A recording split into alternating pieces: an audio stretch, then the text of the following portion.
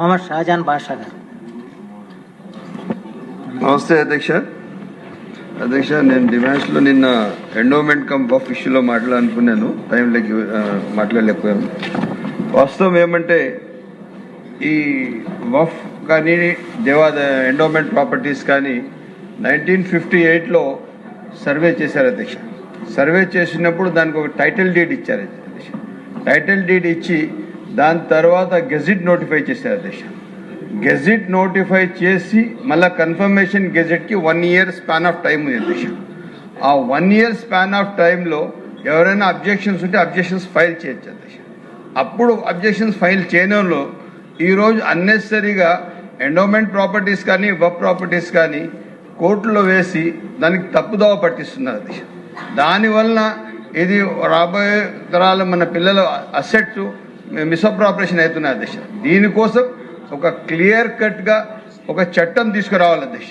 దీనికోసం నేను endowment minister గారు, అదేవిధంగా వఫ్ మినిస్టర్ గారు, రెవెన్యూ మినిస్టర్ గారు ముగ్గురు కలిసి ఒక చట్టం తీసుకుని వచ్చి దీనికి ఎవరైనా వఫ్ కానీ ఎండోమెంట్ ప్రాపర్టీస్ కానీ దీనిపైన ఏదైనా క్లెయిమ్ చేయాలంటే ఫస్ట్ ఒక 50 లక్షల రూపాయలు వాళ్ళు ఇది కట్టాలి అధ్యక్ష, స్టాంప్ కింద. ఆ విధంగా తీసుకుని వస్తేనే ఉంటుంది. అదే కాకుండా ప్రొహిబిషన్లో ఉన్న వఫ్ ల్యాండ్స్ కానీ ఎండోమెంట్ ల్యాండ్స్ కానీ దానికి సబ్ డివిజన్లు అయిపోతున్నాయి, ప్రాపర్టీస్ అవి వేరే 1B అయిపోతున్నాయి. ఎలా జరుగుతున్నాయి దానికి తెలియకుండా ఉంది అధ్యక్ష. ఎగ్జాంపుల్ చెప్తున్నాను అధ్యక్ష, మదనపల్లిలో టిపు సుల్తాన్ గారు ఒక మసీదుకు మాన్యం ఇచ్చారు అధ్యక్ష. సేమ్ టైంలో శివాలయం కట్టించారు అధ్యక్ష. శివాలయాన్ని కూడా ఒక మాన్యం ఇచ్చారు అధ్యక్ష. ఆ శివాలయం మాన్యం వచ్చిందే ఒక లేఅవుట్ వేసి అమ్మేశారు అధ్యక్ష. ఇప్పుడు అదే విధంగా ఇది ఏదైతే టిప్పు సుల్తాన్ వఫ్ ల్యాండ్ ఇచ్చారో సర్వే నెంబర్ 130 ప్రొహిబిషన్ లిస్ట్లో ఉంది, ఇది సబ్ డివిజన్ అయిపోతుంది అధ్యక్ష. ప్రొహిబిషన్లో ఉండే ల్యాండ్ ఎట్లా సబ్ డివిజన్ అవుతుంది? ఏ విధంగా సబ్ డివిజన్ అవుతుంది? అసలు మళ్ళీ దానికి సేల్ డీడ్ ఒకటి అవుతుంది అధ్యక్ష. ఆ సేల్ డీడ్ పట్టుకొని తరచుగా ఒక ల్యాండ్ గ్రాబర్ వచ్చి కోర్టుకి ఇస్తున్నాడు అధ్యక్ష. So it's a misuse of the democracy అధ్యక్ష.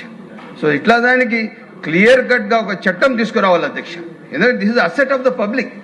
ఒక హిందూ కమ్యూనిటీకి సంబంధించిన ఎండోమెంట్ ల్యాండ్లో మిస్అప్రాపరేషన్ చేసి లేఅవుట్లు వేసి అమ్మేయడం, అదేవిధంగా ముస్లిం కమ్యూనిటీకి సంబంధించిన వఫ్ ల్యాండ్లో లేఅవుట్లు వేసి దానికి మిస్అప్రాపరేషన్ చేసి ప్రొహిబిషన్ లిస్టులో ఉన్న ల్యాండ్ తీసేసి దానికి తీసుకొని వచ్చి సేల్ చేయడం, దానికి సేల్ డీడ్లు ఇవ్వడం.